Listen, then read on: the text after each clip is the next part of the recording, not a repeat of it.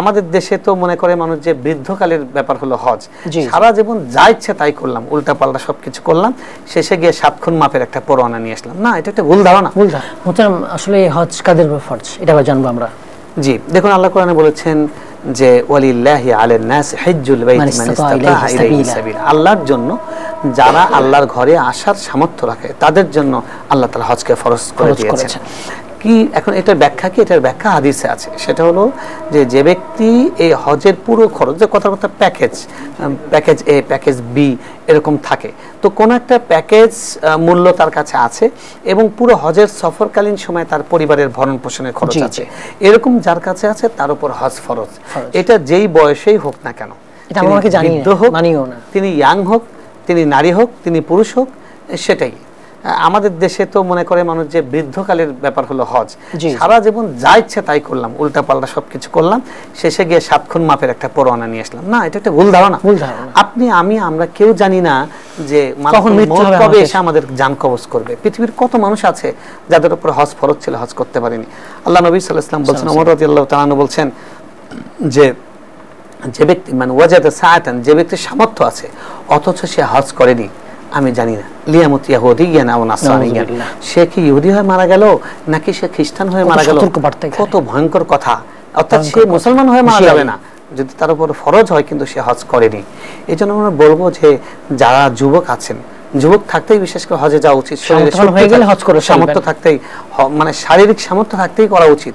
Because ওখানে এই 4-5টা দিন অনেক পরিশ্রম করতে হয়। যারা একদম শারীরিকভাবে আনফিট তাদের জন্য হজটা অনেক বড় চ্যালেঞ্জের। তো সেজন্য আমাদের শারীরিক শক্তি থাকতে থাকতে হজ করার চেষ্টা করা উচিত। অনেকে মনে করে যে ক্যাশ টাকা না থাকলে হজ ফরজ না, কিন্তু জমি জমার মধ্যে অনেক কিছু আছে। দেখুন ওই যে আমরা যেটা বললাম যে এই পরিমাণ অর্থ জোগানোর ব্যবস্থা যার আছে, কথা যে তার হিউজ পরিমাণ সম্পদ আছে, তার ব্যবসায়িক ইনভেস্ট আছে অনেক, তার শেয়ার বাজারে হিউজ পরিমাণ টাকা আছে, তো উনি বিভিন্ন জায়গায় ইনভেস্ট করে রেখেছেন কোটি কোটি টাকা। আপনি সবটা দিয়ে ব্যবসা করবেন কেন? আপনি আল্লাহর সাথে একটু ব্যবসা করেন। আমরা তো শুনলাম আল্লাহ বলেছেন যে তার দারিদ্র্য দূর করে রিজিক বাড়িয়ে দিবেন।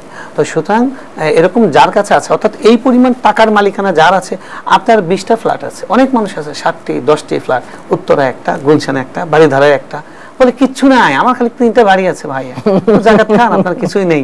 হ্যাঁ, রমজান মাসে আমাদের কাছে অনেকে এসে এমন ভাবে বলে, ধনকুবের ব্যক্তি, আমার ওটা আছে বউয়ের, ওটা আছে এই, ওটা আছে ব্যাংকে, ওটা আছে কিছুই নেই, তাহলে কি আমার জাকাতটা আপনাকে দেবো?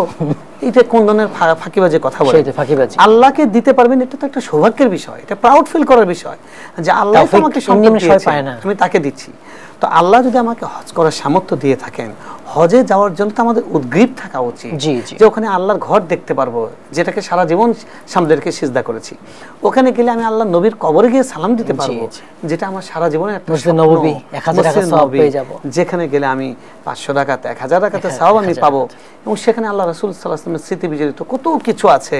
হাযা জাবালুন ইউহিব্বুনা ওয়া নুহিব্বু, এই সেই উহুদ পাহাড়, যে উহুদ পাহাড় আমাদেরকেও ভালোবাসে, আমরাও ভালোবাসি। মসজিদে কুবা আছে, মসজিদে কুবা আছে ইসলামের প্রথম মসজিদ, যেখানে কেউ যদি তার ঘর থেকে ওযু করে 2 রাকাত নামাজ পড়ে ওখানে গিয়ে তার জন্য পরিপূর্ণ উমরাহ সওয়াব লেখা হয়। সুবহানাল্লাহ। ওখানে আছে মসজিদে কিবলাতাইন, এই মসজিদটি জীবন্ত সাক্ষী হয়ে আছে কোরআনের একটি আয়াতের সত্যতা, নামাজের মধ্যে কিবলা পরিবর্তন করে দেওয়া হয়েছে, ইতিহাসের সাক্ষী হয়ে দাঁড়িয়ে আছে।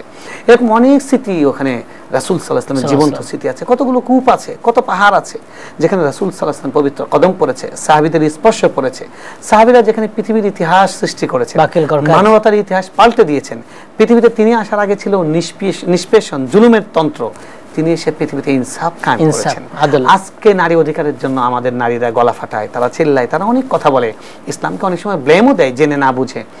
এই তাদের তো মুক্তি দিয়েছেন মুহাম্মদ রাসূলুল্লাহ সাল্লাল্লাহু আলাইহি ওয়াসাল্লাম, তাদেরকে মুক্তি সমতা চাইতে বেশি কিছু দিয়েছেন, তাদেরকে তিনি দিয়েছেন ইনসাফ। ইনসাফ মিন্স কোন জায়গায় আপনি বেশি পাবেন, কোন জায়গায় আমি বেশি পাবো, কোন জায়গায় আপনি একটু কম পাবেন, কোন জায়গায় আমি একটু কম পাবো, কারণ ওটাই ডিমান্ড করছে বাস্তবতা। এটা নাম ইনসাফ, এটা হলো ন্যায্যতা। ইসলাম হলো ন্যায্যতার বিচার করে, সমতার বিচার করে না, কারণ সমতা হলে আপনি কম পাবেন, নামিয়ে আনা হচ্ছে আপনাকে। আর সমতা সম্পূর্ণ একটা অযৌক্তিক একটা দাবি। আপনি দেখুন একটা বাচ্চার বয়স 7 বছর, আপনার বয়স 70 বছর, এখন বলেন হিউম্যান বেইং হিসেবে আপনার আমার সব দিক থেকে সমতা, তো সমতা ঠিক আছে। এখন দেয়ালের ওপারে একটা মারামারি হচ্ছে, আমি দেখতে চাই, এখন ওই দেয়ালটার ওজন, ওই দেয়ালটার উচ্চতা 3 হাত, তো যে বাচ্চার বয়স 7 বছর সে তো দেখতে পারবে না, আর আমার বয়স হলো 70 বছর, আমি দেখতে পারবো, আমি 25 বছরের তাগড়া যুবক, আমি দেখতে পারবো। এখানে সমতা বিধান আপনি কিভাবে করবেন? এখানে সমতা বিধান করার কিছু নাই, এখানে ন্যায্যতা, আপনি নিচে একটা তার চেয়ার দিবেন, দিয়ে তাকেও একটু দেখার সুযোগ করে দিবেন, এটা ন্যায্যতা। এটা আমাদের অনেক নারীবাদী এটা বোঝে না এবং বুঝতে চায় না, অনেকে আছে জ্ঞান পাপী, আমরা তাদের হেদায়েত কামনা করি। দেখুন ইসলামকে আমাদের জানা দরকার, পড়া দরকার। যারা হজে গিয়েছেন, হজে যাচ্ছেন, হজে যাবেন, সবাইকে অনুরোধ করব হজ সম্পর্কে জানুন, হজ সম্পর্কে পড়ুন। হজ সম্পর্কে আমাদের একটা আবেগ, আমাদের ফ্যান্টাসি কাজ করে, শেষ বয়সে যাব আর ক্ষমার পরোয়ানা নিয়ে আসবো না। ভাই, আপনার আমার পুরো জীবনটাকে হজে যাওয়ার আগেই পরিশুদ্ধ করা উচিত, আর ওখান থেকে জাস্ট আমি নিষ্পাপ হয়ে ফিরে আসবো। যার হজের জীবনটা হজে যাওয়ার আগে যত প্রস্তুতি ভালো হবে, তার হজটা তত ভালো হবে। আর কি বলেন সৈনিকরা, মানে যত প্রস্তুতি ভালো হবে, যুদ্ধ তত সহজ হবে। তো হজ তো শয়তানের সাথে একটা যুদ্ধ। শয়তান, রাসূল সাল্লাল্লাহু আলাইহি ওয়াসাল্লাম বলছেন, আরাফার ময়দানে, ওই দিন আরাফার দিনে শয়তান যেভাবে কান্নাকাটি করে, সে গড়াগড়ি করে ধুলায় ক্ষমা পেয়ে যাচ্ছে, সে কোনোদিন সারা বছর এত কাঁদে না। কেন? বলে আমি 150 বছর ধরে, আমি 60 বছর ধরে একটা মানুষকে জাহান্নামের পথে টেনে রেখেছি, আজকে আল্লাহ ক্ষমা এমন ভাবে করতে শুরু করেছেন আরাফাত দিনে, যে আল্লাহ অগণিত মানুষকে ক্ষমা করে দিচ্ছেন। সুবহানাল্লাহিল আযীম।